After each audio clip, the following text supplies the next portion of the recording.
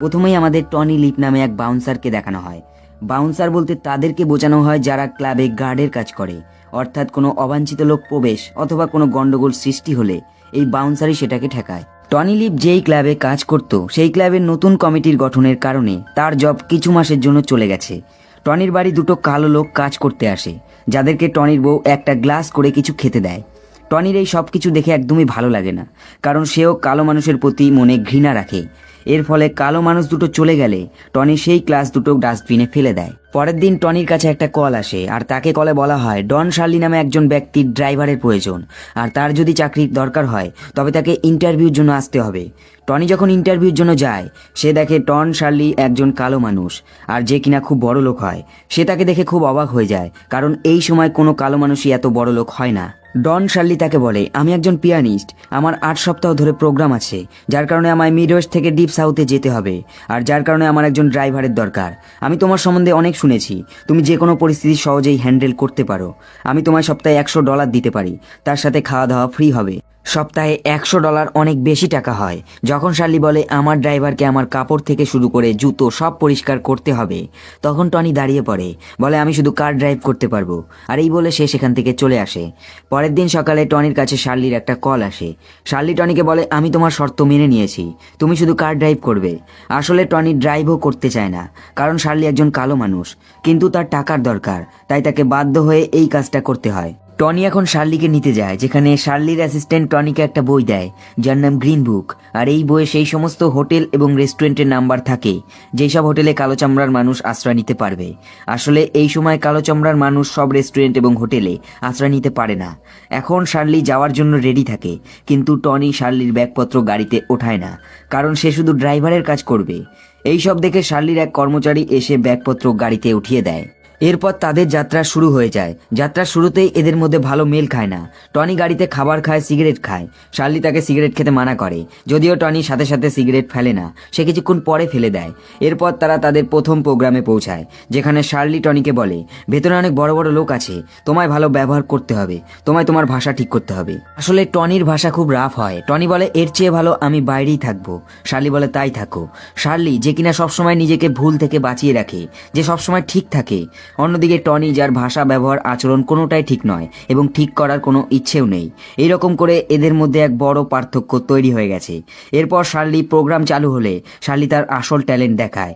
এখানেই টনি দেখতে পায় শার্লি আসলে কতটা ট্যালেন্টেড। প্রোগ্রাম শেষ হলে যখন শার্লি বাইরে আসে, তখন সে টনিকে খুঁজতে থাকে এবং সে একটা জায়গায় পৌঁছায় যেখানে সে দেখতে পায় টনি জুয়ো খেলছে। সে টনিকে ডেকে বলে, যদি তোমার বেশি টাকার দরকার হয় তবে তুমি আমায় বলতে পারতে। টনি বলে, দেখো আমি অনেক টাকা জিতেছি। শার্লি বলে, তুমি হারতেও পারতে। টনি বলে, এটা শুধু টাকার জন্য নয়, এখানে সবাই টাইম পাস করার জন্য এগুলো করে। শার্লি বলে, না, সবার সাথে তোমার তুলনা নয়, সবাই এখানে তোমার মতো কাজ করে না। এরপর তারা তাদের দ্বিতীয় প্রোগ্রামের জন্য বেরিয়ে পড়ে। রাস্তায় তারা একটা দোকানের কাছে থামে, যেখানে টনি নেমে দেখে দোকানের পাশে একটা অদ্ভুত পাথর পড়ে আছে। টনি সেই পাথরটা উঠিয়ে পকেটে রাখে, যেটা শার্লির এক ম্যানেজার, যে কিনা তাদের সাথেই অন্য গাড়ি করে এসছে, সে দেখে ফেলে, আর সে এই কথা শার্লিকে বলে দেয়। তারপর টনি যখন গাড়িতে বসে, শার্লি বলে, তুমি দোকান থেকে একটা পাথর চুরি করেছো। টনি বলে, আমি কোনো পাথর চুরি করিনি, পাথর মাটিতে পড়েছিল তাই সেটা আমি তুলে নিয়েছি। শার্লি বলে, হয় তুমি পাথরের দাম দেবে, নয়তো পাথর যেখানে ছিল সেখানেই রাখবে। টনি বলে, আমি এমনটা কেন করব? শার্লি বলে, এটা করলে তোমার ভালো লাগবে। টনির কোনো ইচ্ছে থাকে না পাথরটা ফেরত দেওয়ার, কিন্তু শার্লির জেদের কারণে সে বাধ্য হয়ে পাথরটা ফেরত দেয়। এরপর দ্বিতীয় প্রোগ্রামে যাওয়ার আগে টনি সেই জায়গায় যায় যেখানে শার্লি রাতে মিউজিক প্লে করবে। সে দেখে সেখানে যে পিয়ানো থাকে সেটার খুব খারাপ অবস্থা, এবং যেই পিয়ানো থাকার কথা সেটাও থাকে না। টনি সেখানকার ইনচার্জকে জিজ্ঞেস করে, ডক্টর শার্লি যে পিয়ানো বাজায় সেটা কোথায়? ইনচার্জ বলে, এখানে শুধুমাত্র একটা পিয়ানোই আছে, আর এটাকে বদলানো যাবে না। টনির এটা শুনে খুব রাগ হয়, যার ফলে সে ইনচার্জকে একটা চড় মারে। এরপর দেখানো হয় শার্লি তার প্রোগ্রামে যেই পিয়ানো বাজানোর কথা ছিল সে সেই পিয়ানোই বাজাচ্ছে। প্রোগ্রাম শেষ হলে এরা দুজন পরের প্রোগ্রামের জন্য বেরিয়ে পড়ে। টনির মনে শার্লির জন্য যে রকমের ভেদাভেদ ছিল সেটা এখন অনেকটা কমে গেছে। প্রথমে তারা একে অপরের দোষ খুঁজত, কিন্তু এখন তারা একে অপরের মধ্যে তাদের মনের কথা শেয়ার করে। এইরকম করে রাস্তায় তারা একটা KFC চিকেন শপ দেখে। টনি সেখান থেকে বেশ পরিমাণে চিকেন নিয়ে নেয়। গাড়িতে টনি চিকেন খাওয়া শুরু করে দেয় এবং টনি শার্লিকে চিকেন সাধে, কিন্তু শার্লি এইরকম করে চিকেন খেতে পারবে না। না, তার খেতে গেলে প্রপার চেয়ার টেবিলের দরকার হয়। কিন্তু টনি তাকে বলে তোমার এটা খাওয়া উচিত, তোমার জানা উচিত এভাবে খাওয়ার মজাটা কতটা। শার্লি বলে না, আমি এটা খেতে পারবো না। টনি বলে তোমার খেতে হবে, না হলে তোমার গায়ে আমি চিকেন ফেলে দেবো। শার্লি চিকেন ধরে ফেলে এবং এরপর সে টনির মতো করেই খাওয়া শুরু করে দেয়। এখন এই দুজন গাড়িতে খাবার খেতে শুরু করে। কিছুক্ষণ পর শার্লি জিজ্ঞেস করে চিকেনের হাড়টা কি করব। টনি তাকে দেখিয়ে তার হাড়টা জানালা খুলে বাইরে ফেলে আর বলে এভাবেই ছুঁড়ে ফেলে দাও। শার্লি টনির মতো করে সেও জানালা দিয়ে ছুঁড়ে ফেলে। এরপর টনি যখন তার কোল্ড ড্রিঙ্কসের বোতলটাও ছুঁড়ে ফেলে তখন সেটা শার্লির ভালো লাগে না। শার্লি বলে গাড়ি থামাও এবং বোতলটা তুলে নিয়ে এসো। টনি শার্লির কথা মতো গাড়ি থামিয়ে বোতলটা তুলে নেয় আর এরকম করেই এই দুজনের মধ্যে যতটুকু ইগো ছিল সেটা শেষ হয়ে যায় এবং এই দুজন ভালো বন্ধু হয়ে যায়। সন্ধ্যা হলে এরা দুজন একটা হোটেলে পৌঁছায় যেখানে তারা রাতটা কাটাবে। টনি যখন তার ঘরে বিশ্রাম করে তখনই একজন আসে এবং তাকে বলে যে শার্লি বিপদে পড়েছে এবং তার হেল্প চাই। টনি সঙ্গে সঙ্গে সেখানে পৌঁছায় এবং সে দেখে এখানে বেশ কিছু সাদা চামড়ার ব্যক্তি শার্লিকে টর্চার করছে। আসলে এটা একটা বার আর এই বারটা সাদা চামড়ার মানুষদের জন্য, এখানে কালো চামড়ার মানুষের ঢোকা নিষেধ। টনি শার্লিকে ছাড়তে বলে কিন্তু তারা শার্লিকে ছাড়তে চায় না। টনি বলে তোমরা শার্লিকে না ছাড়লে আমি গুলি চালাতে বাধ্য হব, আর এটা বলে সে তার হাত পিছনে করে। কিন্তু বারের মালিকও টনির দিকে বন্দুক ধরে আর বারের মালিক তাদেরকে বলে তোমরা শার্লিকে ছেড়ে দাও। এরপর টনি শার্লিকে বাঁচিয়ে সেখান থেকে নিয়ে চলে আসে আর সে শার্লিকে বলে আজকের পর তুমি আমায় ছাড়া কোথাও বেরোবে না। শার্লি জিজ্ঞেস করে তোমার কাছে কি সত্যি সত্যি বন্দুক আছে? টনি বলে না, আমার কাছে কোনো বন্দুক নেই। পরের দিন সকাল হলে তারা আবার নেক্সট প্রোগ্রামের জন্য বেরিয়ে পড়ে। রাস্তার মাঝে তাদের গাড়ি খারাপ হয়ে যায় এবং যখন শার্লি এবং টনি গাড়ি থেকে বাইরে আসে তখন পাশের জমিতে কাজ করা কালো চামড়ার মানুষগুলো তাদেরকে দেখে অবাক হয়ে যায়, কারণ একজন সাদা চামড়ার মানুষ কালো চামড়ার মানুষের অধীনে হয়ে কাজ করছে। আর এটা একটা এমন সময় যখন কালো চামড়ার মানুষদের কেবল দাসের কাজ করতে হতো, তাই তাদের চোখে এটা একটা অবাক করার বিষয়। এরপর তারা দুজন পরের প্রোগ্রামে পৌঁছে যায়। রাতে যখন প্রোগ্রাম চালু হবে তার কিছুক্ষণ আগে শার্লির ওয়াশরুম যাওয়ার দরকার পড়ে। সে যখন সেই হোটেলের ওয়াশরুম ইউজ করতে যায় তখন হোটেলের মালিক তাকে জানায় সে এই ওয়াশরুম ইউজ করতে পারবে না, কারণ এটা কেবলমাত্র সাদা চামড়ার মানুষের জন্য। বাইরে একটা নোংরা ওয়াশরুম থাকে। হোটেলের মালিক শার্লিকে বলে তোমার যদি ওয়াশরুম যেতে হয় তবে তুমি বাইরের ওয়াশরুমে যাও। তখন শার্লি বলে না, তার চেয়ে আমি আমার হোটেলের ওয়াশরুমে যাব। শার্লি তখন গাড়ি করে সেখান থেকে বেরিয়ে পড়ে তার হোটেলের ওয়াশরুমে যাওয়ার জন্য। টনির মাথায় কিছু ঢোকে না। সে বলে তুমি সামান্য ওয়াশরুমের জন্য হোটেলে যাবে? তুমি সেই বাইরের ওয়াশরুমটাও তো ইউজ করতে পারতে। শার্লি বলে তুমি বুঝবে না। এরপর শার্লি আবার তার হোটেল থেকে প্রোগ্রামের জায়গায় পৌঁছায় এবং সেখানে তার প্রোগ্রাম কমপ্লিট করে। পরের দিন সকালে দেখানো হয় টনি ও শার্লি একটা টেবিলে বসে আছে যেখানে টনি তার বউকে লেটার লেখার চেষ্টা করছে। আসলে সে বারবার লেখে এবং বারবার কাটে, কারণ সেটা তার মন মতো হয় না। শার্লি যখন তার লেটার দেখে তখন সে বলে তোমার ডিআর এর স্পেলিং ভুল আছে, তুমি হরিণের ইংলিশ লিখেছো। শার্লি আরো দেখে তার লেটারে অনেক বানান ভুল আছে এবং সে জায়গায় জায়গায় অভদ্র ভাষাও ইউজ করেছে। তাই শার্লি তাকে বোঝায় তার লেটারে কি কি থাকা উচিত এবং কি কি নয়। সাথে সে একটা লেটার টনির হয়েও লিখে দেয় এবং যখন টনির এই লেটার তার বউয়ের কাছে পৌঁছায় তখন তার বউ সেটা পড়ে খুব খুশি হয়ে যায়, তার কারণ লেটারে বেশ রোমান্টিক কথা লেখা থাকে আর সেই সমস্ত কথা লেখা থাকে যেগুলো টনি আজ পর্যন্ত কখনো লেখেনি। এরপর টনি ও শার্লি তাদের পরের প্রোগ্রামের জন্য এক নতুন শহরে পৌঁছায় এবং যখন টনি হোটেলের রুমে থাকে তখন তার কাছে পুলিশের একটা কল আসে এবং পুলিশ তাকে বলে শার্লিকে তারা গ্রেপ্তার করেছে। টনি যখন পুলিশ স্টেশনে পৌঁছায় সে দেখে শার্লি জেলের ভিতর উলঙ্গ অবস্থায় রয়েছে এবং তার সাথে এক সাদা চামড়ার ব্যক্তিও রয়েছে। টনি তখন প্রথম বুঝতে পারে শার্লি একজন গে। পুলিশ শার্লিকে ছাড়তে চায় না কিন্তু টনি তাকে ঘুষ দিয়ে শার্লিকে ছাড়িয়ে নিয়ে চলে আসে। শার্লির কাছে টনির ঘুষ দেওয়াটা একদমই পছন্দ হয় না, কারণ এটা আইনের বিরুদ্ধে। টনির এই সব শুনে রেগে যায়। সে বলে তুমি আমায় থ্যাঙ্কস বলার পরিবর্তে আমাকেই দোষী বলছো। আর এরকম করে এরা একে অপরের উপর রেগে যায়। পরের দিন সকালে দেখানো হয় এরা দুজন নতুন প্রোগ্রামের জন্য একটা নতুন হোটেলে পৌঁছায়। সেখানে টনির কিছু বন্ধুর সাথে দেখা হয়। তার বন্ধু দেখে টনি একজন কালো চামড়ার মানুষের হয়ে কাজ করে। তারা বলে তুমি এই কাজ ছেড়ে দাও, আমরা তোমায় ভালো কাজ দেবো আর টাকাও অনেক ডবল পাবে। টনি বলে এটা আমি করতে পারবো না, আমি অলরেডি বুক আছি আর আমার কাছে ভালো কাজ আছে। তার বন্ধু তাকে বলে ঠিক আছে, তুমি রাত 8টার সময় একবার আমাদের সাথে দেখা করো। রাত 8টার সময় যখন টনি বাইরে যাওয়ার জন্য বের হয় তখন তার সাথে শার্লির দেখা হয়। শার্লি তাকে বলে তুমি তোমার কাজ খুব ভালোভাবে করছো, তাই তুমি আমার ম্যানেজার হয়ে যাও, তোমায় আমি টাকা ডবল দেবো। টনি বলে আমি তোমায় কথা দিয়েছি যতদিন না তোমার প্রোগ্রাম কমপ্লিট হচ্ছে ততদিন আমি তোমায় ছেড়ে যাব না, আর এখন শুধু আমি আমার বন্ধুদের সাথে দেখা করতে যাচ্ছি।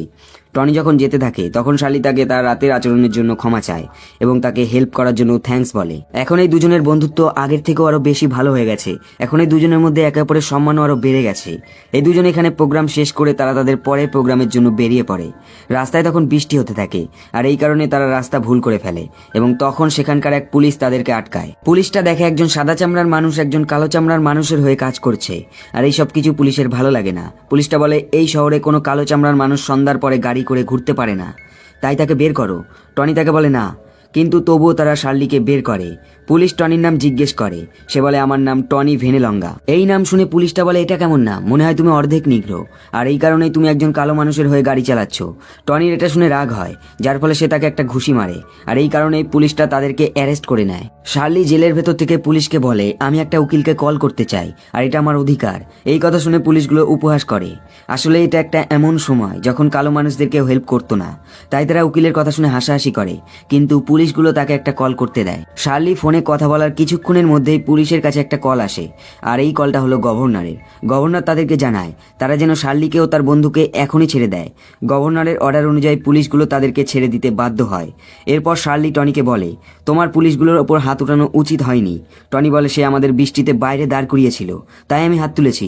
শার্লি বলে না, তুমি হাত তুলেছ তার কারণ সে তোমায় অর্ধেক নিগ্রো বলেছিল, আর এই কথা আমায় সবসময় শুনতে হয়, তবু আমি তোমার মতো কোনোদিন কারো গায়ে হাত তুলিনি।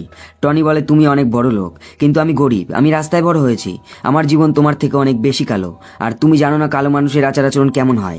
শার্লির এই কথা একদমই ভালো লাগে না, তাই সে গাড়ি থেকে নেমে পড়ে এবং টনিও তার পিছনে যায়। শার্লি বলে হ্যাঁ আমি বড় লোক, আমার কাছে অনেক টাকা আছে, আমি বড় লোকদের জন্য পিয়ানো বাজাই এবং তারা আমায় অনেক টাকাও দেয়, কিন্তু যখন আমার প্রোগ্রাম শেষ হয়ে যায় তখন তাদের কাছে আমি একজন নিগ্রো মানুষ, তার চেয়ে বেশি কিছু নয়। না আমায় সাদা চামড়ার মানুষ অ্যাকসেপ্ট করে, না আমায় কালো চামড়ার মানুষ অ্যাকসেপ্ট করে, তার কারণ আমি আমার নিজের মানুষের থেকে একটু আলাদা। টনি শার্লির দুঃখ বুঝতে পারে, সে অনুভব করতে পারে তার দুঃখটা। এরপরে এই দুজনে এক হোটেলে আশ্রয় নেয়, যেখানে দুজনকেই একই ঘরে থাকতে হয়। পরের দিন এদের শেষ প্রোগ্রাম অ্যালবামাতে থাকে, যেখানে এদের দুজনকে ভালোভাবে ওয়েলকাম জানালেও তারা শার্লির সাথে অনেক ভেদাভেদ সৃষ্টি করে। এরা শার্লিকে সাদা চামড়ার মানুষের ড্রেসিং রুমে ড্রেস চেঞ্জ করতে দেয় না, তার সাথে তারা সেখানেও তাদেরকে প্রবেশ করতে দেয় না, যেখানে সমস্ত সাদা চামড়ার মানুষ খাবার খেতে থাকে। শার্লির এই সমস্ত কিছু দেখে একদমই ভালো লাগে না। শার্লি বলে হয় আমি এখানে খাবার খাবো, আর না হয় আমি এখানে প্রোগ্রাম করব না। হোটেলের মালিক টনিকে বোঝানোর জন্য এক পাশে নিয়ে যায়। সে টনিকে বলে আমি তোমায় $100 দেবো, তুমি যে করে হোক এটা ম্যানেজ করো, না হলে এখানে কেউ মানবে না যে তাদের সাথে একজন কালো চামড়ার মানুষ খাবার খাক। টনির এই কথা শুনে রাগ হয়, তাই সে তার কলার চেপে ধরে, আর তখনই সেখানে শার্লি চলে আসে, আর সে বলে টনি তুমি একে ছেড়ে দাও, যদি তুমি চাও এখানে আমি পিয়ানো বাজাই তবে আমি পিয়ানো বাজাবো, নয়তো বাজাবো না। টনি বলে চলো আমরা এখান থেকে চলে যাই, এবং এরপর এরা দুজন এখান থেকে চলে যায়। তারা এরপর এমন একটা হোটেলে যায় যেখানে অনেক নিগ্রো থাকে। আসলে এখানে কোনো সাদা চামড়ার মানুষ আসে না। টনিকে দেখে এখানকার সবাই অবাক হয়ে যায়, তার সাথে শার্লির জামা কাপড় দেখেও অবাক হয়ে যায়। এখানে টনি একজনকে বলে শার্লি একজন জনপ্রিয় পিয়ানিস্ট, সে শার্লিকে পিয়ানো বাজানোর জন্য রিকোয়েস্ট করে। শার্লি এখানে খুব সুন্দর করে পিয়ানো বাজায়, যার ফলে এখানকার সমস্ত মানুষ খুব এনজয় করে। শার্লি এখানে পিয়ানো বাজায় খুব মজা পায়। সে টনিকে বলে মাসে একবার অন্তত আমায় এইরকম জায়গায় পিয়ানো বাজানো উচিত। টনি আর শার্লি এখন এখান থেকে বেরোতে চায়, যাতে তারা 25 তারিখের মধ্যে তারা নিউ ইয়র্কে পৌঁছাতে পারে। তখন টনি তার বন্দুক দিয়ে হাওয়াতে গুলি চালায়। আসলে দুটো নিগ্রো তাদের গাড়ি থেকে কিছু জিনিস চুরি করছিল, কিন্তু গুলির আওয়াজ শুনে তারা পালিয়ে যায়, এবং এতে শার্লিও ভয় পেয়ে যায়। শার্লি বলে আমি জানতাম তোমার কাছে বন্দুক আছে। রাস্তায় শার্লি টনিকে বলে যেই পাথরটা তোমায় আমি ফেরত দিতে বলেছিলাম, আমি জানি সেটা এখনো তোমার কাছেই আছে, তাহলে তুমি সেটা গাড়ির সামনে রাখতে পারো। এই কথা শুনে টনি পাথরটা পকেট থেকে বের করে গাড়ির সামনে রাখে। আসলে সেদিন টনি সেই পাথরটা ফেরত দেয়নি, আর এটা শার্লি জানতো। এখন এরা একে অপরকে বুঝতে পারে, এদের মনের কথা এখন মুখে বলতে হয় না, এরা এখন দুজন খুব ভালো বন্ধু হয়ে গেছে। শার্লি চায় টনি এখন ক্রিসমাসের মধ্যে যে করেই হোক তার বাড়িতে পৌঁছাক, কারণ সেখানে তার বউ এবং ছেলে মেয়ে অপেক্ষা করে থাকবে। আর এই কারণে সে টনিকে গাড়িতে বিশ্রাম করতে দিয়ে সে নিজে গাড়ি চালায়, এবং সে একটা সময় তাকে তার বাড়িতে পৌঁছে দেয়। টনি বলে তুমিও আসো, কিন্তু শার্লি যায় না। সে সেখান থেকে তার হোটেলে চলে যায়। টনির ফ্যামিলি এবং তার সমস্ত বন্ধু ঘরে উপস্থিত থাকে, যারা টনিকে দেখে খুব খুশি হয়ে যায়। অন্যদিকে শার্লিকে দেখানো হয় যে কিনা হোটেলে একা একা থাকে। টনির ইচ্ছে ছিল শার্লি ক্রিসমাসের দিনে তার সাথে থাকুক এবং তার ফ্যামিলির সাথে থাকুক। তখনই দরজায় বেল বাজে। যখন টনি দরজা খোলে, সে দেখে শার্লি দাঁড়িয়ে আছে, আর সে এটা দেখে খুব খুশি হয়ে যায়। সে সঙ্গে সঙ্গে তাকে জড়িয়ে ধরে, এবং টনি সবার সাথে শার্লির পরিচয় করিয়ে দেয়। প্রথমে তারা সবাই চমকে যায়, কিন্তু কিছুক্ষণ পর সবাই নর্মাল হয়ে যায়। এরপর টনি তার বউয়ের সাথে শার্লির পরিচয় করায়, এবং তার বউ শার্লিকে জড়িয়ে ধরে, এবং তার কানে কানে সে বলে থ্যাঙ্কস ফর দ্য লেটার্স। আসলে টনির বউ জানতো টনি যে সমস্ত লেটার পাঠিয়েছে তাকে, সেগুলো সবই শার্লি লিখেছে। আর এটা শুনে শার্লির মুখে হাসি ফুটে ওঠে। আর এভাবেই এই মুভিটা, যেটা একটা সত্য ঘটনা, এখানেই শেষ হয়ে যায়।